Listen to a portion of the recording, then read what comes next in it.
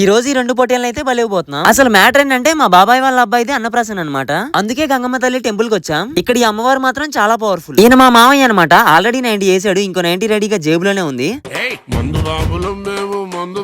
ఇంకా మా వాడికి అన్నప్రాసన అయితే స్టార్ట్ చేశాం. వాడిని మధ్యలో పడుకోబెట్టి వాడి చుట్టూ రౌండ్ అప్ వేశారు. వాడినేమో రౌండ్ అప్ చేసేసరికి కన్ఫ్యూజన్ లో ఇంకొంచెం ఎక్కువ వెయిట్ చేశాడు. వాడు ముందు కొన్ని ఐటమ్స్ పెట్టి ఏది పట్టుకున్నాడని చూస్తున్నాం. వాడేమో లాస్ట్ కి పాయసం పట్టుకున్నాడు. మరి మీ అన్నప్రాసన రోజు మీరేం పట్టుకున్నారో గుర్తుంటే కామెంట్ చేయండి. అక్కడ దగ్గరలోనే ఇంకో టెంపుల్ ఉంటే చూడడానికి వెళ్ళాం. కోటిగాడు మాత్రం పూర్తిగా కోతిలా మారిపోయి చెట్లు పట్టుకొని వేలాడుతున్నాడు.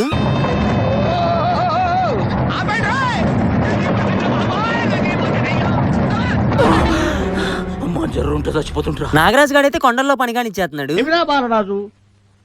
ఉపయోగం దేశానికి నీ వల్ల ఏదన్నా పని చేసుకో. అసలు నాగరాజు గారు ఎక్కడేం చేస్తాడో వాడికి తెలియట్లేదు. ఆ ఘోరాలు చూసి తట్టుకోలేక వీళ్ళని నా ఫ్రెండ్స్ ఎందుకు చేసావని వీడి దేవుడికి మొరబెట్టుకుంటున్నాడు. మళ్ళీ టెంపుల్ కి వచ్చి తినేసి కొండెక్కేసాం. కోటిగాడు మాత్రం కొండెక్కడం కూడా కోతిలానే ఎక్కుతున్నాడు.